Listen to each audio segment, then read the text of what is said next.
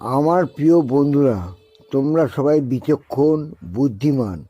যে কথাগুলো এখন বলছি, তোমরা সবাই নিজের বিচক্ষণতা, নিজের বিচার বুদ্ধি, নিজের বিবেক, নিজের সব কিছু অভিজ্ঞতা কাজে লাগিয়ে চিন্তা করো যে কথাটা আমি বাস্তব সত্যি ঠিক বলেছি তো, বাস্তব সত্যি বলেছি তো। কথাটা মিলিয়ে নিও নিজের জীবনের সঙ্গে। আর আমার ইউটিউবটাকে সাবস্ক্রাইব করো। জীবনের সবচেয়ে বড় একজন আদর্শ পুরুষ বলে পরিগণিত হবে যদি আমার ভিডিওগুলো সম্পূর্ণভাবে দেখো। আর ইউটিউবটাকে সাবস্ক্রাইব করো, তোমরা সমস্ত ভিডিও সবার আগে পেয়ে যাবে। এইবার শোনো একটা কথা। অবহেলিত সন্তান, যে সন্তান সবার কাছে অবহেলিত হয়, পরিবারের কাছে অবহেলিত হয়, সেই সন্তান দেখবে সবচেয়ে বেশি ভালো হয় এবং তারা সমাজের 10 জনের একজনের হয়ে প্রতিষ্ঠা লাভ করে। যেমন ঈশ্বরচন্দ্র বিদ্যাসাগর, তিনি অত্যন্ত গরিব ঘরের মানুষ ছিলেন, কিন্তু লাইট পোস্টের তলায় পড়াশোনা করে তিনি নিজের জীবনকে একটা আদর্শে পরিচয় দিয়েছিলেন, নিজের জীবনটাকে একটা আদর্শে পরিণত করেছিলেন। সবাই তাকে ঈশ্বরচন্দ্র বন্দ্যোপাধ্যায় নয়, ঈশ্বরচন্দ্র বিদ্যাসাগর বলেই চেনে। সারা পৃথিবীতে তিনি স্বনামধন্য একজন মহাপুরুষ।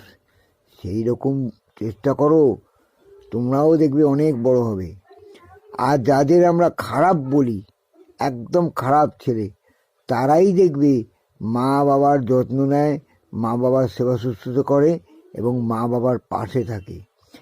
আর যেসব মানুষরা দেখবে 99% যেসব মানুষরা দেখবে উচ্চশিক্ষিত, সমাজের 10 জনের একজন এবং নিজের শিক্ষাটাকে কাজে লাগিয়ে প্রতিষ্ঠিত, একটা সমাজের মাথা হয়ে দাঁড়িয়ে আছে, নিজের স্ট্যাটাস বজায় রেখে চলছে এবং উচ্চ পর্যায়ে প্রতিষ্ঠিত অফিসার লোক, তারা দেখবে নিজের মা বাবাকে রেখেছে বৃদ্ধাশ্রমে। ওদের জন্যেই বৃদ্ধাশ্রমের সৃষ্টি হয়েছে, কারণ তারা মা বাবাকে বোঝা বলে মনে করে।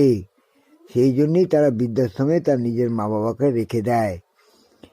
অথচ ওই মা বাবার জন্যই তারা পৃথিবীর আলো দেখেছে, ওই মা বাবার ত্যাগের জন্যই তারা আজকে মানুষ হতে পেরেছে।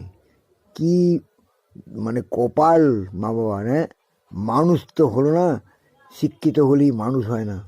শিক্ষিত হওয়ার আগে নিজের বুদ্ধি, বিবেক, জ্ঞানকে কাজে লাগাতে হয়। তাই বলছি বন্ধুরা, তোমরা নিজেরা সবাই ভালো থাকো, ভালো হও, বুঝলে?